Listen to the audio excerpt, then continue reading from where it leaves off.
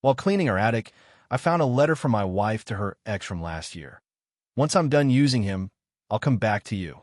I didn't react emotionally, just photographed it, consulted a lawyer, and filed for divorce with evidence.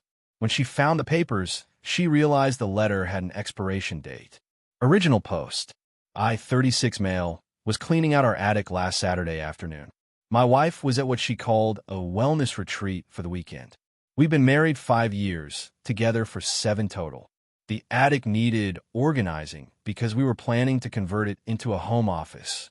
I was moving boxes, sorting through old stuff, when I found a shoebox tucked behind some Christmas decorations. Not labeled, just sitting there. Figured it was more holiday stuff. Inside were letters. Handwritten letters on nice stationery. All addressed to the same person, her ex from college. The one she said was ancient history when we started dating. The most recent one was dated 14 months ago, March of last year, right around when we just finished paying off my student loans and I'd gotten a promotion at work. I'll never forget reading it. The handwriting was definitely hers. Same little hearts over the eyes she uses on birthday cards. I know you said I'm wasting my time, but the plan is working. He paid off the last of his debt, and his career is finally taking off. Another year, maybe 2 at most, and I'll have what I need. The house will have enough equity, and his 401k contributions are solid. Once I'm done using him for financial stability, I'll come back to you like we talked about. Just be patient. Love always.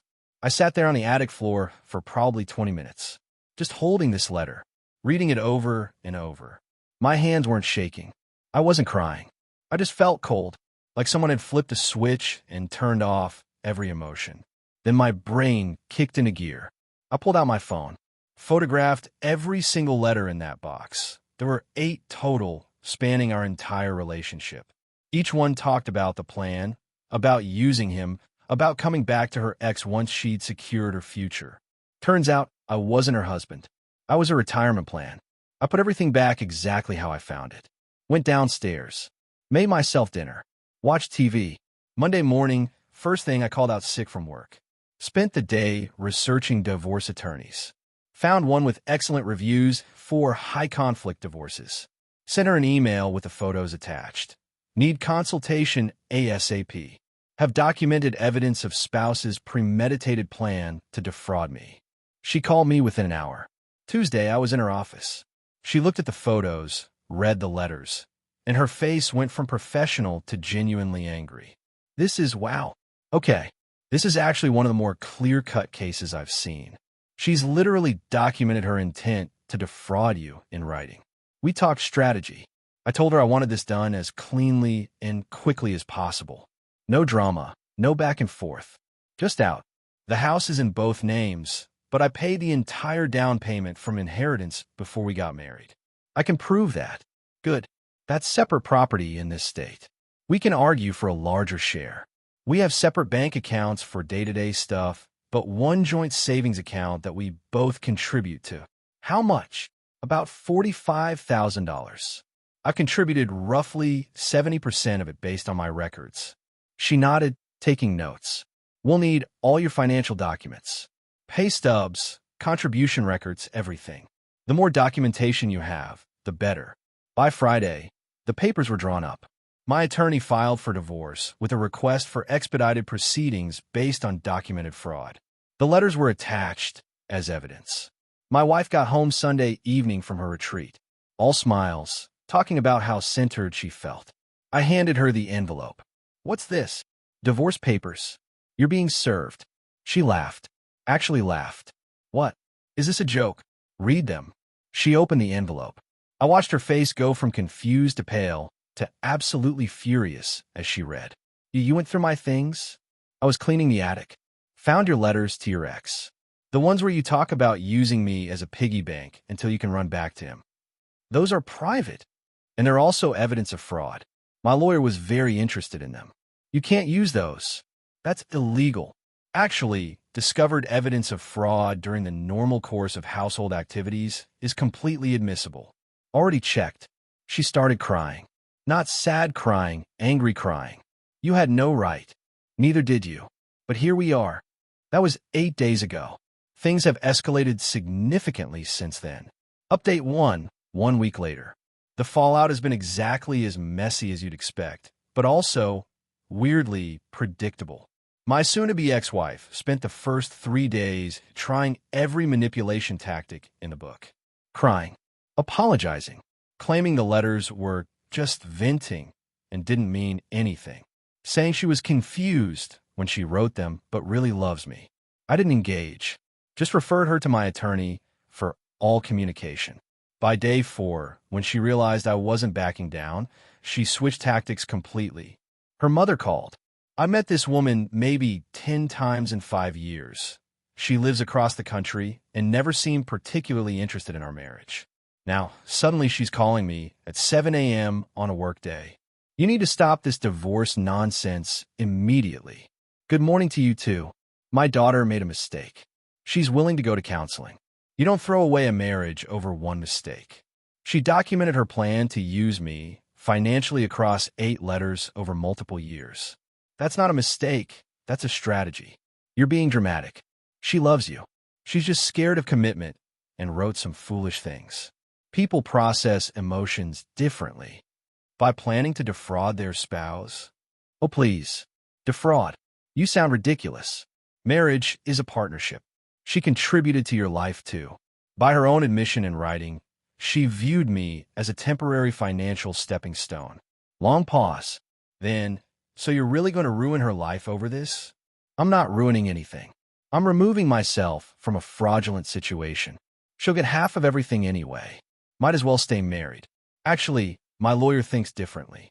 But we'll let the court decide. She hung up on me. 2 days later, my wife's best friend reached out. We'd been friendly, went to dinner together as couples, hung out at parties. I genuinely thought she was cool. Her message, "Hey, I know things are rough right now. Can we talk? Just you and me as friends." I almost didn't respond, but curiosity got the better of me. I called. "Listen," she said, "I know about the letters."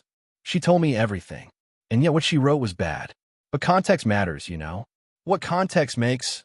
I'm using him for money, then leaving okay. She was in a bad place mentally when she wrote those. Her ex had just gotten back in touch, and she was confused about her feelings. It wasn't real. She never actually planned to leave you. She wrote 8 letters spanning 3 years detailing exactly that plan. People write things they don't mean all the time. It's like a diary. You're not supposed to take it literally.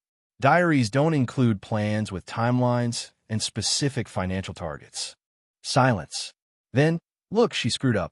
But think about what you're throwing away. 5 years of marriage. Your home. Your life together. The home I paid for. The life I built. While she documented her exit strategy. You're being so cold about this. Where's your compassion? I used it all up on someone who was actively planning to betray me. Fine. But don't say I didn't try to help you both. She hasn't contacted me since. But here's where it gets interesting. Yesterday, I got an email from her ex. The guy from the letters. Subject line, "We should talk." The email said he had no idea about the letters until my wife called him crying after being served. Claims she made everything up to make herself feel better about their breakup. Says he's happily engaged now and wants nothing to do with this drama. I forwarded it to my attorney without responding. Her response, "He's covering his ass. Doesn't matter. The letters exist. She wrote them. Her intent is documented. His knowledge or lack thereof doesn't change that." My wife also tried to do some financial maneuvering. She withdrew $8,000 from our joint savings account before I could freeze it. My attorney filed an emergency motion, and the judge ordered her to return it within 48 hours. She did, but not before sending me a text calling me a controlling monster for tracking her money. The audacity. The house situation is getting sorted. My attorney submitted proof that I paid the entire $75,000 down payment for my grandfather's inheritance before we got married. My wife's lawyer tried to argue she contributed to home improvements, but we countered with receipts showing I paid for 90% of those too. She's currently staying with her mom who flew in for support. They're renting an apartment month to month. Meanwhile, I'm still in the house, which apparently makes me the villain in their narrative. Her mom called again yesterday, this time to inform me that I'm destroying a good woman's reputation, and she's consulting lawyers about slander. The truth isn't slander, I said. You showed private letters to lawyers. Evidence of fraud isn't private. It's evidence. You'll regret this. Probably not. She hung up again. The preliminary hearing is in 2 weeks. My attorney is confident. The letters, combined with the financial documentation, paint a very clear picture. She's pushing for me to retain the house minus a small buyout amount, and for the savings account to be split according to actual contributions. She's going to fight it, my attorney warned.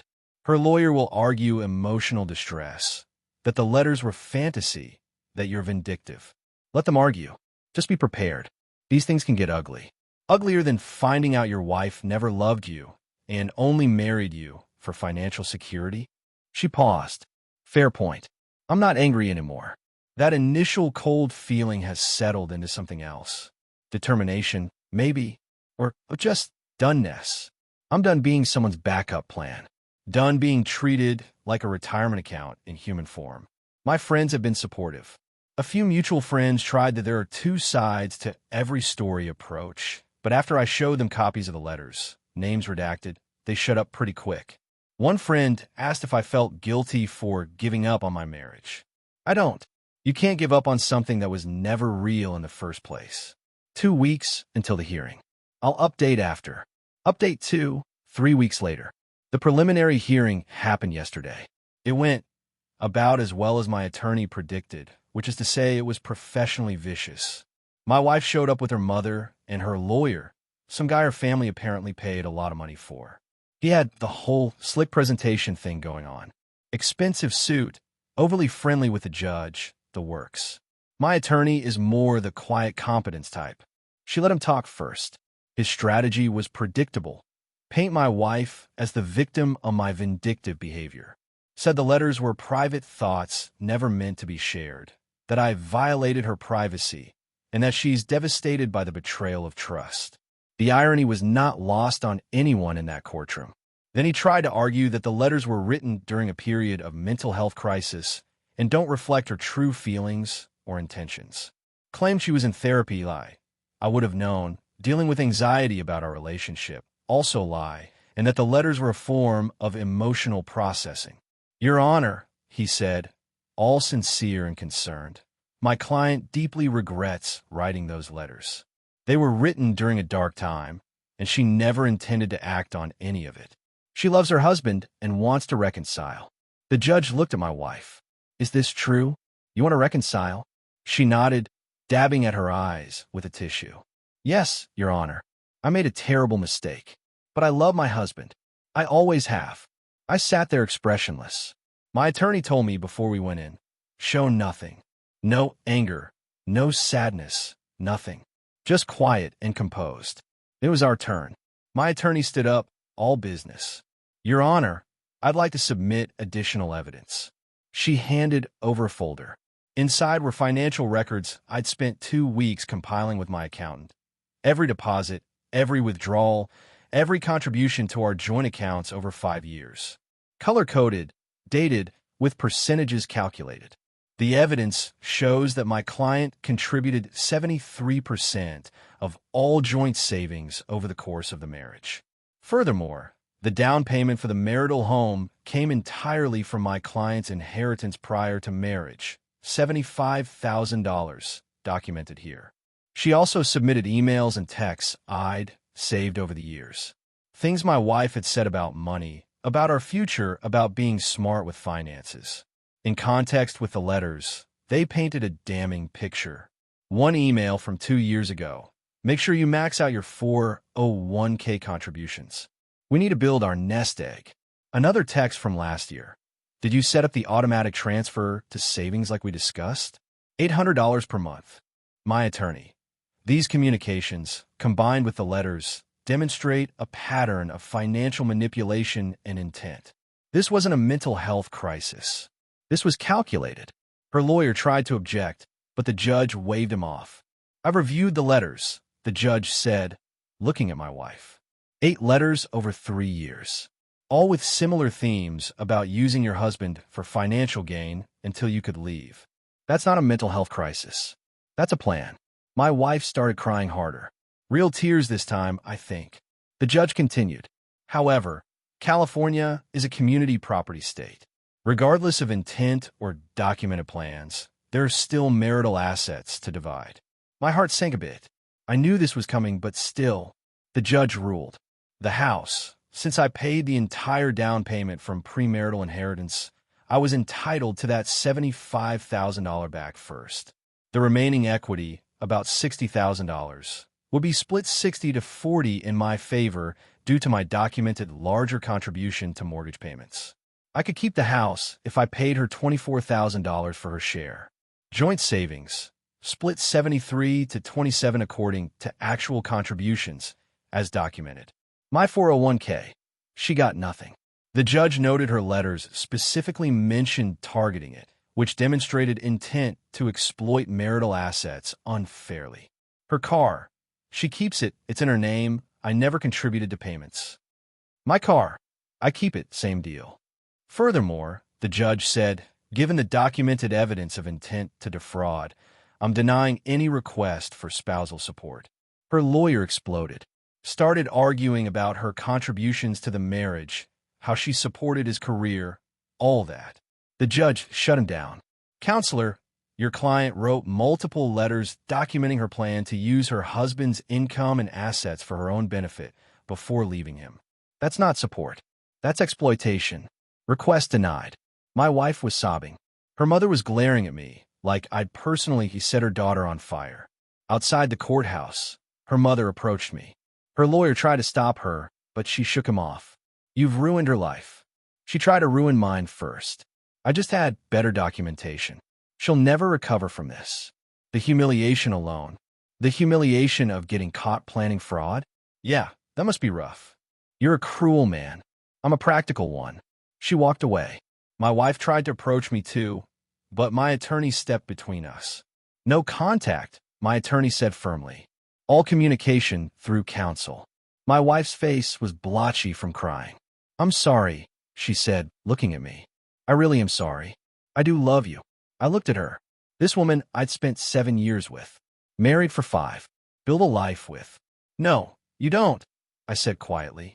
You love what I could provide. There's a difference. We walked away. Back at my attorney's office, she seemed pleased. That went well. Better than expected, honestly. The judge clearly didn't buy their victim narrative. I'm still losing $24,000 in equity and half the savings. You're keeping the house, your retirement intact, and avoiding spousal support. In a community property state, that's a win. Trust me, she was right. Logically, I knew she was right, but it still stung. The financial hit wasn't huge, but it was the principle. Why should someone who plotted to use me get anything? Because the law doesn't care about fairness, my attorney said when I voiced this. It cares about legal standards. You got the best outcome possible given the system. The divorce will be finalized in 60 days. I have to pay her the $24,000 for the house equity and her share of the savings, about $12,000. So $36,000 total walking out the door to someone who never valued me as anything but a bank account. But I keep my house, my retirement, my future earnings. No spousal support bleeding me dry for years. And she has to live with everyone knowing what she did. Her mom knows. Her friends know. Her ex knows. The court knows. That's worth something. Update 3. Final. 6 weeks later. The divorce was finalized yesterday. 5 years of marriage, officially dissolved. The last 6 weeks have been a weird mix of relief, exhaustion, and occasional anger that sneaks up on me at random moments. My ex-wife tried one last manipulation attempt about 3 weeks ago. Showed up at the house, still legally hers until the paperwork finalized, with a letter. Hand-delivered it through the mail slot since I wouldn't open the door. The letter was 5 pages of apologies, explanations, and what I can only describe as revisionist history. Key highlights. The letters to her ex were a mistake born from fear of intimacy. She never actually planned to leave and was just processing feelings. I was the love of her life, and she threw it all away. She's in therapy now and understand what she did wrong. Why please consider giving her another chance? I read it once. Felt nothing. Threw it away. My attorney said that's normal. You're emotionally processed out, she explained. You did your grieving when you found the letters. Now you're just done. She was right. The financial settlement went through. I wrote her a check for $36,000. She tried to talk to me when I handed it over through our attorneys. I refused to meet in person. Can we at least have closure? She asked my attorney to ask me. We're divorced. That's closure, I said. She apparently started crying again. I didn't care. The house is fully mine now. I've been slowly changing things. New furniture. Painted the bedroom a different color. Rearranged everything, making it actually mine instead of ours. Her stuff is long gone. She sent movers one Saturday while I was out. I came home to an emptier house and a text that just said, "Got my things. Goodbye." I blocked her number after that. The social fallout has been interesting. Some of our mutual friends tried to stay neutral, but eventually most picked sides. A few stuck with her, bought the he's cruel and vindictive narrative. That's fine. Anyone who thinks documenting fraud is vindictive isn't someone I need in my life anyway. Most of my real friends were supportive. A few were angry on my behalf. One buddy offered to handle her ex, which I appreciated but declined. Not worth it. Work has been good. Threw myself into a big project. Got a bonus last month. All of which is mine now. No one planning to take half of it when they decide I'm no longer useful. The weirdest part? I ran into her best friend 2 weeks ago. The one who tried to convince me to reconcile. She was at a coffee shop I frequent. She approached me, looking uncomfortable. "Hey, how are you?" "Fine." "Look, I owe you an apology." She showed me the letters. All of them. I didn't realize how bad they were. She made it sound like you were overreacting. I just looked at her. "You were right to leave." What she did was, "Yeah, I'm sorry I didn't believe you." Okay. She's not doing great if you care. Living with her mom still. Can't afford her own place after the settlement. I don't care. She nodded. Fair. Just thought you should know. I believe you now. For what it's worth. It's worth very little. But thanks, I guess. She left. I finished my coffee and went about my day. I'm not interested in updates about my ex-wife. Don't care where she's living, how she's doing, whether she's learned anything. That chapter is closed. Closed, burned, and buried. Someone asked me recently if I regret how I handled it. If I wish I'd tried counseling first, given her a chance to explain. No, absolutely not. The moment I found those letters, our marriage was over. Not because I couldn't forgive, maybe I could have, in some alternate universe. But because those letters showed me the truth, she never loved me. She loved what I could do for her. You can't build a life with someone who sees you as a tool. The money I lost in the settlement hurts a bit. $36,000 is $36,000. But in exchange, I got my freedom, my self-respect, and my future back. No alimony. No long, drawn-out legal battle. No years of appeals. Just a clean break. I'm 36. Decent job. Own my house out right now. No debt except the mortgage. Retirement accounts intact. Surrounded by friends who actually care about me. Not what I can provide. I'm doing okay. Some nights are harder than others. Sometimes I still feel that initial cold shock from reading the letters. Sometimes I wonder what I missed, what signs I didn't see. But mostly, I'm relieved. Relieved I found out when I did. Relieved I had documentation. Relieved I didn't waste another year, another 5 years, another decade on someone who saw me as a means to an end. The expiration date on her use him and leave plan was supposed to be this year or next. She was going to file for divorce herself once she felt financially secure enough. I just beat her to it. And unlike her, I don't have to live with being that person. The person who used someone they claim to love. The person who wrote 8 letters detailing their fraud. The person whose own mother knows exactly who they are. She has to live with that. Not me. That's the best revenge I could ask for, being free of someone who never deserved me in the first place, while she has to live knowing she destroyed the life she wanted through her own documented deception. I'm moving forward. Slowly. Carefully. With trust issues I'll probably work through in therapy eventually. But I'm moving forward. And that's enough.